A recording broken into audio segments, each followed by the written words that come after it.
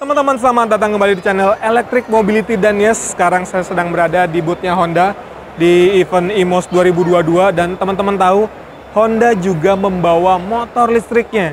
Cuman emang belum dijual. Mereka baru memperkenalkan kalau mereka juga sebetulnya punya motor listrik. Dan ini ada yang unik nih. Ini motor listrik komersil ya. Ada Bentley E, sama satu lagi Giro E. Kalau di sini kan teman-teman udah tahu ya, PCX Electric. Seperti apa sih detailnya dari motor ini? Ini dia videonya.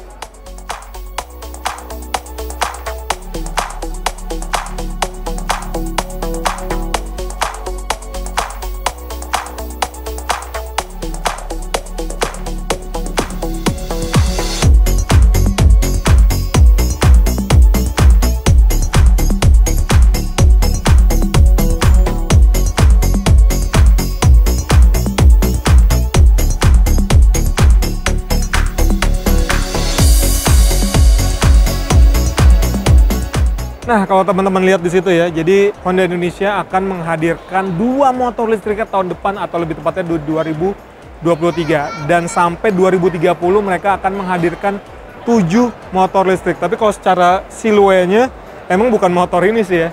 Kelihatannya itu lebih mirip kepada Honda Yugo, mungkin skuter kecil gitu ya. Tapi ya, nanti kita lihat aja deh. Semakin banyak APM besar yang menghadirkan motor listrik, kayaknya sih akan lebih asik ya. Karena yang kita tahu, kalau pabrikan Jepang sudah mengeluarkan motor atau mobil lah gitu, mereka pasti akan membuat kendaraan itu secara durabilitasnya akan lebih baik mungkin dibandingkan motor-motor listrik lainnya. Tapi ya kita tunggu aja nanti tahun depan. Sekarang kita akan ulas dulu si motor unik ini. Nah, ini adalah motor Bentley E. Jadi memang kalau di Jepang sendiri, motor ini digunakan untuk komersil ya, misalnya dia punya tempat usaha buat bawa-bawa barang gitu ya. Karena emang dia cuma untuk satu penumpang, di belakang ini khusus untuk bawa barang. Dan kalau kita lihat ke depannya, antara kedua motor ini mirip-mirip ya. Bukan mirip-mirip, sama persis bahkan bisa dibilang. Dan di sini kenapa dia lampunya ada di bawah, karena ini juga buat dudukan seperti keranjang gitu. Kalau mau bawa barang di depan, ini ada keranjangnya lagi, dia bisa, jadi lampunya nggak akan terganggu secara visibilitasnya. Dan kalau teman-teman lihat di sini, nah ini ada stiker kecil ya. Jadi ternyata ini adalah sebagai pertanda kalau motor ini adalah motor yang pelan. Dan kalau kita lihat di peleknya udah pakai pelek racing sebetulnya, cuman dia masih pakai tromol. Ya nggak apa-apa juga sih, orang motor yang nggak terlalu kencang juga kan, pakai tromol juga tetap aman. Dan kenapa di sini ada 2 kabel ya? Karena ini udah kombi brake ya. Tapi ini sistem yang tromol, jadi dia ada 2 kayak gini. Kalau misalnya kita tarik tuas yang kiri atau rem belakang, dia nariknya yang bawah. Sementara kalau kita tarik tuas yang atas, nah ini untuk ngerem depan doang ya. Jadi kalau misalnya kita narik rem yang kiri, yang belakang, rem belakangnya aktif, rem depannya juga aktif gitu. Jadi lebih aman secara safety-nya. Nah, lampunya juga sudah LED juga nih. Keren banget. Dan ini tetap aksen-aksen retronya tetap ya di sini ya. Dia lampu sennya yang sistemnya membulat. Sekarang kita lanjut lihat ke bagian stangnya ya, terutama ke panel instrumennya dulu. Nah, ini kalau kita lihat, ini speedometernya cukup simpel aja, dia untuk kecepatan kilometer per jam, lalu ini ada odometer, sama di sini ada persentase baterainya. Kalau mau jalan, caranya kita harus pencet rem dulu, lalu pencet ininya, sampai ada logo ready, jadi kita udah bisa jalan. Nah, kalau mau mundur gimana? Pertama kita pencet yang biru dulu, tombol biru sampai ada huruf R di sini, lalu kita tinggal tekan ini nih. Tuh kan, jalan kan. Gitu. Dan kalau kita lihat dari sistem remnya ya, ini ada untuk rem parkirnya. Nggak cuma di kiri, tapi ada di 2, ada 2 juga di kanan. Jadi kalau misalnya lagi parkir di tanjakan supaya motornya aman, ya kan, dia bisa pakai sistem 2 kayak gini. Nah, kita beralih ke belakang, teman-teman, dan ini adalah buat bawa barangnya ya. Jadi di sini juga ada behel-behelnya lagi lengkap dengan hook-hooknya. Jadi kalau misalnya bawa dus atau kontainer gitu misalnya, talinya tinggal dicantolin ke sini nih. Tuh, ini hooknya banyak banget posisinya, jadi akan aman ketika misalnya bawa barang. Nah, di belakang lampunya dia belum LED ya, di sini ya, masih pakai bohlam. Sama dengan untuk sennya dia juga masih sama kayak yang depan. Jadi kesan retronya juga masih ada. Dan salah satu cirinya lagi, ini ada stikernya segitiga di bagian belakang. Yaitu tadi karena ini motornya nggak terlalu kenceng jalannya. Jadi ini petanda motor ini jalannya cuma pelan-pelan aja. Dan kalau di belakang ini peleknya dia 10 inci teman-teman. Udah gitu dia juga motor listriknya itu ada di sini. Jadi dia pakai gear lagi. Jadi nggak langsung ke bagian hub. Jadi lebih aman ya kalau mau tuker-tuker ban gitu juga lebih gampang dibandingkan sama motor listrik yang langsung di hub. Terus juga shock breakernya ini cuma satu aja meskipun ini buat nopang beban yang cukup berat. Tapi dia cuma ada di sebelah kiri aja. Sementara di sebelah kanannya ini lowong, nggak ada apa-apa. Sekarang kita geser ke Giro E.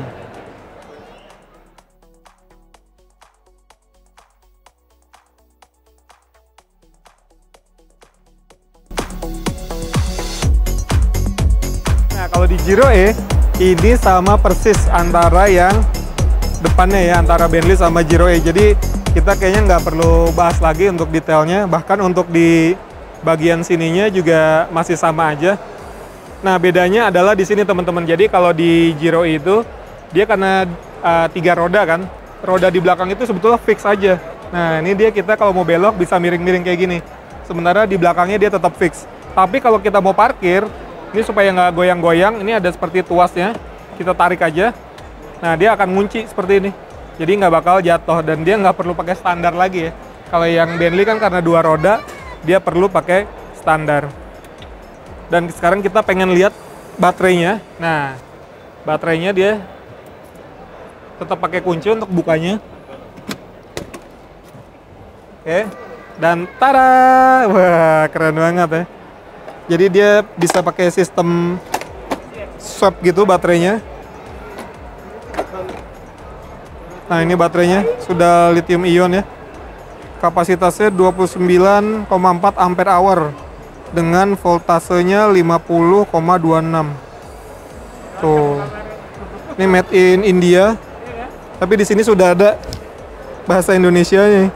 Jangan-jangan nanti motor Honda bakal sistemnya swap kayak gini ya. Kayaknya bakal asik ya kalau sistem swap karena ya kita tahu dealer Honda motor itu ada di mana-mana. Ketika misalnya kita kehabisan baterai, tinggal swap aja itu sih bakal praktis banget ya. Nah, ini nutupnya juga kayak gini doang, gampang. Udah praktis. Asik ya. Terus kita ke bagian belakang teman-teman. Nah, bedanya antara Bentley sama Giro E ini adalah kapasitas dari apa ya, bisa dibilang bagasinya kali ya. Jadi ini bisa bawa barang yang lebih besar dan lebih banyak. Dan kalau teman-teman tahu dulu Giro juga sebetulnya ada yang versi 2 tak, ada 4 tak. Dia ada sistem yang seperti kanopinya gitu, lengkap dengan ada wipernya, jadi lucu banget. Kalau di sini peleknya dia lebih kecil ya, 8 inci teman-teman. Cuma emang dia untuk motor listriknya dia lebih besar. Karena apa ya ini? Karena dia untuk memopong beban yang lebih berat kan. Nah, dia untuk motor listriknya di tengah sini. Dan dia ada 2 buah shock breaker untuk menopang beban yang lebih berat. Dan sayangnya memang motor ini nggak dijual teman-teman. Ini jadi Honda hanya unjuk gigi kalau mereka juga sebetulnya punya teknologi motor listrik ya. Dan di Jepang sendiri ini harganya setara dengan 550 yen lah ya. Kalau yang ini di sekitar 380.000 yen. Ya mungkin kalau di sini sekitar 60 jutaan gitu ya. Tapi kita nantikan lah ya seperti apa motor listrik yang akan dijual di Indonesia tahun depan. Saya sih jujur penasaran ya. Kalau sudah merek-merek besar seperti Honda turun tangan untuk menjual motor listrik, bisa-bisa yang lain langsung ketinggalan. Oke teman-teman, segitu dulu impresi saya soal Giro E dan Bentley E. Yang pasti kita bakal menantikan motor produksi massal yang akan dijual di Indonesia. Dan kabarnya juga, motor itu langsung akan produksi di pabriknya Honda di Indonesia. Oke teman-teman, sekali lagi terima kasih dan sampai jumpa di video-video selanjutnya.